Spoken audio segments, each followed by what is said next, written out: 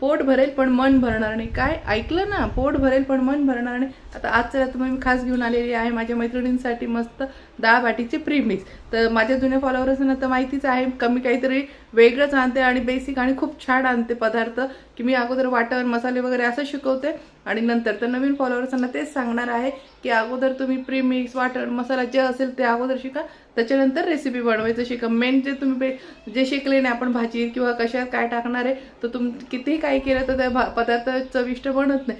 तर चला, तर मग आता मी तुम्हाला मस्त डाळ बाटीचे प्रीमिक्स कसे करायचे आहे ते पण दाखवते आणि त्याच व्हिडिओमध्ये तुम्हाला डाळ बाटी पण कशी बनली आहे आणि कशी बनवायची आहे आणि कसा कलर येतो कशी दिसते ते पण दाखवणार आहे. तर व्हिडिओ स्किप न करता शेवटपर्यंत पाहायचं आहे. शेवट खास टिप दिलेली, काय टिप दिलेली मी अर्धे आता सांगून देते की 99% बायका काय करतात, बाकीच्या माहिती पण बायका सगळ्या हुशार आहे, मी कोणाला नाव ठेवत नाही, कोणी मनावर लावून घ्यायचं. तर 99% बायका काय करतात, गिरणीतून दळून आणतात गहू मका वगैरे एकत्र. तर ते तसं करायचं नाही, का करायचं नाही ते शेवटी व्हिडिओमध्ये सांगितलंय. तर त्यामुळे व्हिडिओ स्किप न करता शेवटपर्यंत पाहायचं आहे. तर चला, तर मग मैत्रिणीनं झटपट आपण रेसिपीकडे जाऊया. असं मैत्रिणीनं बघू शकता आपलं हे प्रीमिक्स आणि हे त्याच्यापासून बनवलेली बट्टी अगदी चवीला भन्नाट आहे. चला, तर मग झटपट आपण वेळ न वाया घालवता याची रेसिपी पाहून घेऊया. इथे 1 वाटी गव्हाचं पीठ घ्यायचं आहे. बघू शकतात, इथे 1 वाटी गव्हाचं पीठ घेतलं आहे. त्याच्यानंतर ह्याच वाटीने मोजून घ्यायचं 1 वाटी बारीक रवा घ्यायचा आहे. सुजी घ्यायची नाही, सुजी जाड असते. त्याच वाटीने आपण इथे 1 वाटी रवा घेऊन घ्यायचा आहे. 1 वाटी गव्हाचं पीठ घेतलं तर 1च वाटी ज्या वाटीने आपण पीठ घेतो तर त्याच वाटीच्या हिशोबाने 1 वाटी रवा त्यात टाकून घ्यायचा आहे. त्याच्यानंतर आता याच्यापेक्षा एक छोटी वाटी, तर इथे 1 छोटी वाटी मी याचं मक्याचं पीठ टाकून घेत आहे. बघू शकता, हे मक्याचं पीठ आहे. मक्याचं पीठ रवाळ आहे मस्त. इथे मी वाटीचं तुम्हाला माप दाखवते. बघू शकता, म्हणजे जी ही मोठी वाटी आहे आपण पीठ मोजलेलं, तर त्याच्यामधली जी वाटी असते आकार बघू शकता, तर त्या वाटीने तुम्ही मक्याचं पीठ घ्यायचं आहे. तसं मी कॅप्शनमध्ये तुम्हाला सर्व 1 किलोचं प्रमाणाच्या हिशोबाने लिहून देणार आहे, जेणेकरून तुम्ही 1 खटी 1 किलोचं करून ठेवणार आहे. आता हे चांगलं मिक्स करून घ्यायचं. माझं ऑलरेडी जास्त करून ठेवलेलं आहे, पण मग मी हे तुम्हाला दाखवण्यासाठी थोडंसं करून दाखवते.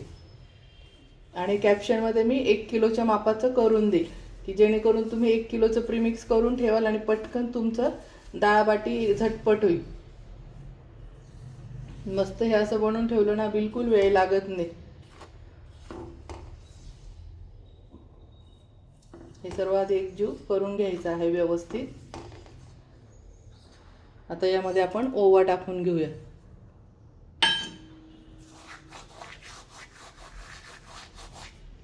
यात आता ओवा आपण टाकून घेतलेला आहे. आता इथे आपण जिरे घेतलेले, पण जिरे थोडेसे कुटून घ्यायचे आहे, अख्खे टाकायचे नाही. सॉरी, जिरे आले तोंडात. हा ओवा आहे, ओवा पण टाकून घ्यायचा आहे आणि जिरे अख्खे टाकायचे नाही, जिरे कुटून टाकायचे. तर आता हे सगळं प्रीमिक्स आपण एकत्र करून घ्यायचं आहे. असं एकदम परफेक्ट प्रमाणात जर बाटीचं पीठ तयार करून ठेवलं ना, तुमच्या बट्ट्या इतक्या सुंदर बनतात, इतक्या सुंदर बनतात. फक्त प्रमाण आणि रवा पीठ मक्याचं पीठ सगळं हे मोजून मापूनच घ्यायचं, तेव्हाच परफेक्ट बनतात. त्याच्यानंतर आता चवीनुसार यात आपण मीठ टाकून घ्यायचं आहे. त्यात लगेच चवीनुसार मीठ टाकून घ्यायचं. हे पण चांगलं चोळून घ्यायचं आहे.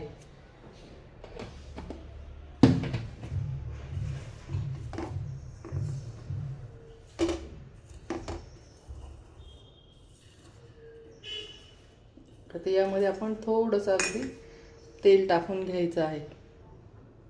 चमच्याने दाखवते, जेणेकरून तुमच्या लक्षात येईल. आपण जो पोहे खिचडी भात वगैरे खातो त्याच्या हिशोबाने आपण इथे 2 चमचे तेल टाकून घ्यायचं आहे.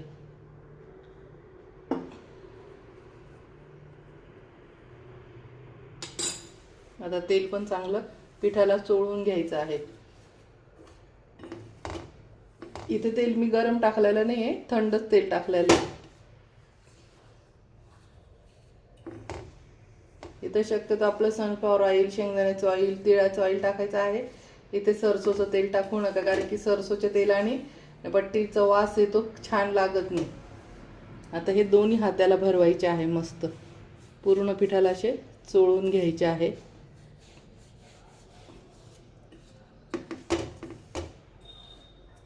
सर्व एकजीव करायचं आहे. मस्त बघू शकता पूर्ण पिठाला आता तेल छान चोळलं गेलं आहे. तर मैत्रिणींनो बघू शकता आपलं प्रीमिक्स इतकं छान रेडी. हे वर्षभर पण खराब होत नसतं. आता मस्त पावसाळा लागणार आहे, लाईट गेलेले असतात किंवा पाऊस आल्यानंतर आपल्याला काहीतरी गरम गरम खाऊ वाटतं, तर त्यावेळेस असं हे प्रीमिक्स एकदम प्रमाणात मी कॅप्शनमध्ये देणार आहे, तिथं प्रमाण अचूक प्रमाणात आहे, ते वाचून घ्यायचं आहे आणि तसंच करायचं. तुमची डाळबट्टी कधीच फसणार नाही. बायका काय करतात, अंदाजी पीठ टाकतात, रवा टाकतात, मक्याचं पीठ टाकतात, तर ती जी प्रॉपर राजस्थानी बट्टी असते ती कधीच तशी तयार होत नसते. तर तुम्ही ह्या असं मी जे प्रमाण दिले त्याच प्रमाणामध्ये बट्टी बनवा आणि मला जे मी प्रमाण देत आहे कॅप्शनमध्ये त्याचप्रमाणे तुम्ही वाचून आणि करा प्रॉपर एकदम. आणि मला कमेंटमध्ये सांगायचं आहे की तुम्ही जी बट्टी बनवतात आणि हे प्रीमिक्स केल्यानंतर याची बट्टी बनवली, दोघांमध्ये काय फरक आहे म्हणून. तर तुम्ही मला नक्की सांगणार आहे. तर हे खूप प्रॉपर आणि खूप छान आहे आणि तुम्ही पीठच बघू शकता किती सुंदर बनलेलं आहे. कलर पण बघू शकता, याच्यात हळद वगैरे काहीच टाकलेलं नाही आहे आणि ही इतकी सुंदर चवीला लागते. तर आता चला मी तुम्हाला प्रत्यक्षात डाळबट्टी पण बनवून दाखवते. तर इथे आपण काहीच टाकायचं नाही. आता आपले हे प्रीमिक्स रेडी आहे. याच्यात फक्त आता आपण इथे पाणी टाकून आणि भिजवून घ्यायचं आहे, बघू शकता.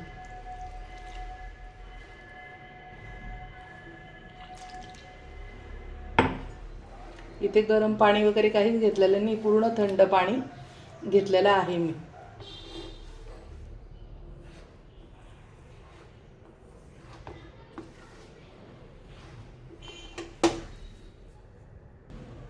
बघू शकता अशा प्रमाणे आपण पीठ भिजवून घ्तलेलं आहे. एक लक्ष ठेवा, पाणी जर याच्यात थोडं जास्त पण होऊन गेलं तर घाबरायचं नाही. 15-20 मिनटं भिजत ठेवायचे. रवा फुगत चालतो, त्याच्यामुळे गोळा घट्ट होतो. बघू शकता काहीच टाकलं नाही. आता समजा असं प्रीमिक्स करून ठेवलं, स्वयंपाकाच्या घाईच्या वेळेस कोणी पाहुणे आलं, काही डाळबाटी वगैरे स्पेशल बनवायचं आहे किंवा मुलांनाही सकाळी बनवून द्यायचं आहे, तर फक्त पाणी टाकायचं आणि भिजवायचं, कारण की आपलं प्रीमिक्स रेडी आहे. आता असे मोठे मोठे गोळे करून घ्यायचे आहे.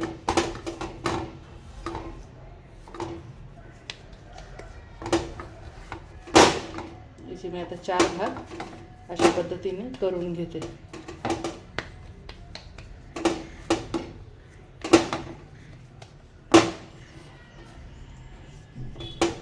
बट्ट्यांचं पीठ रेडी होतं तोपर्यंत आपण कढईत पाणी पण ठेवून घ्यायचं आहे उकळायला, वाफेमध्ये ठेवण्यासाठी. आता अशा पद्धतीने ही 4 गोळे मी करून घेतले. तुम्हाला जेवढं करायचं तुम्ही तेवढं घेऊ शकता ते पीठ. त्याला थोडंसं असं तेल लावायचं, त्यानंतर त्याची अशी पुंगळी तयार करून घ्यायची.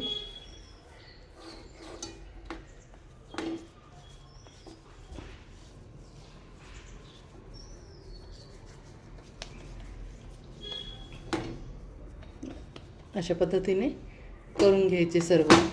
पुन्हा याला पण मी आता तेल लावून घेते, दुसरं पण दाखवते.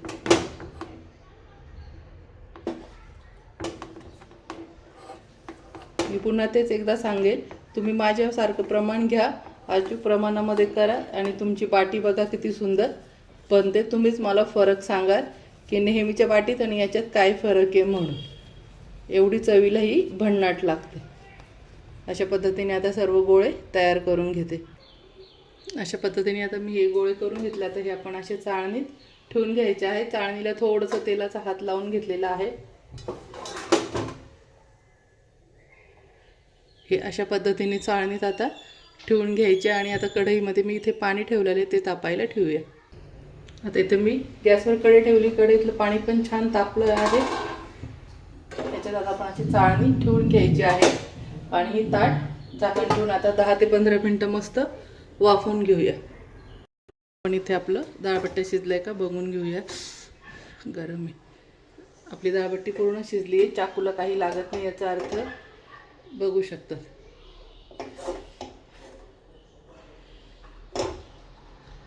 चाकूला काहीच लागत नाही याचा अर्थ डाळबट्टी झाली. आता ही 5-10 मिनटं आपण थंड होऊन जाऊ देऊ आणि याचे तुकडे करून तळून घेऊया. चला तर मग आता आपल्या बाट्या आपण कापून घ्यायच्या आहे.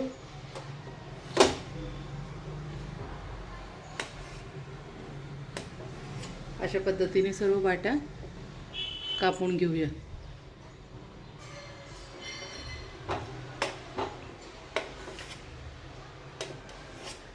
मस्त बघू शकता किती छान झाली आहे, दाणेदार एकदम. आणि तळल्यावर तर अजूनच खूप छान पडेल. किंवा तुम्हाला अशी खायची तर तुम्ही अशी पण खाऊ शकताय किंवा शेलो फ्राय पण तव्यावर करू शकता. ते बघू शकता किती छान रवाळ आलेली आहे. आता सर्व कापा आपण करून घेऊया. मस्त बघू शकता किती छान मी तुकडे केलेले आहे. बघा दिसते ना, रवाळ जाळी जशी ढोकळ्याला दिसते तशी आहे. आता हे आपण तेलामध्ये तळून घेऊया. चला तर मग तेल तापलं आहे. आता त्यात आपण बट्टी सोडून घ्यायची आहे. मस्त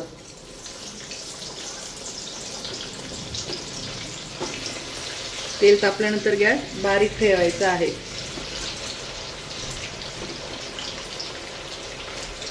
तेलामध्ये जेवढं बट्ट्या बसतील तेवढ्या टाकून घ्यायच्या आहे.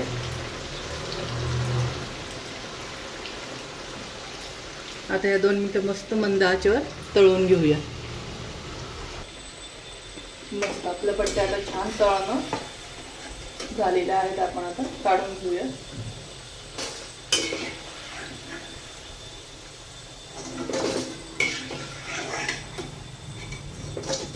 आणि आता पुन्हा दुसऱ्या आपण यात टाकून घेऊ.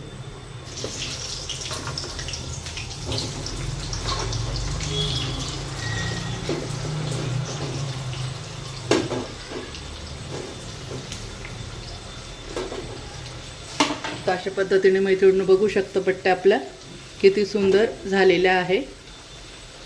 हे बघू शकता किती छान दाणेदार वगैरे झालेले आहे. आता सर्व बट्ट्या मी करून तळून घेते अगोदर आणि तुम्हाला दाखवते. झाली मैत्रिणींनो आपली मस्त सुंदर डाळबट्टी. बघू शकता मी तुम्हाला एक तोडून पण दाखवते. किती रवाळ डाळबट्टी आहे आणि चवीला पण खूपच छान भन्नाट आहे. तर मस्त असं प्रीमिक्स बनवून ठेवायचं ना, अशी झटपट होणारी डाळबट्टी बनवायची आहे. त्यात आपण सगळं प्रीमिक्स करून ठेवल्यामुळं काहीच टाकायची गरज नसते, फक्त मीठ पाणी टाकून आणि तयार करायची असते. तर आता खास टिप तुम्हाला ही आहे की तुम्ही जे बायका गिरणीतून डायरेक्ट गहू दळून आणता मग काही एकत्र करून बट्टीचं, तर तुम्ही बघू शकता ते मातीसारखं कसकस लागते. तर प्रीमिक्स कधी पण हे असं बनवून ठेवायचं जसं मी आज तुम्हाला सांगितलं आहे तसं. आणि तुम्ही एकदा नक्की हे प्रीमिक्स बनवून त्याची डाळ बाटी बनवा आणि तुम्ही स्वतःच कमेंटमध्ये सांगणार आहे की याची टेस्ट कशी आहे म्हणून. तर गिरणीतून डायरेक्ट मका वगैरे एकत्र आणि गहू एकत्र दळू नका, त्याच्याने बट्टीची पूर्ण चव जाते आणि खायला त्याच्यात असं वाटतं की दगड आले की काय कसकस लागते. तर ही आहे आपली खास टीप की गिरणीतून डायरेक्ट दळायचं नाही आहे. मक्याचं पीठ वेगळं, सगळे पीठ वेगळे आणि असं घरी प्रीमिक्स करायचं. चला तर मग भेटूया अशाच नवीन नवीन रेसिपीमध्ये. तोपर्यंत माझ्या चॅनलला लाईक करा, सबस्क्राईब करा, शेअर करा. मस्त खा आणि मस्त रहा.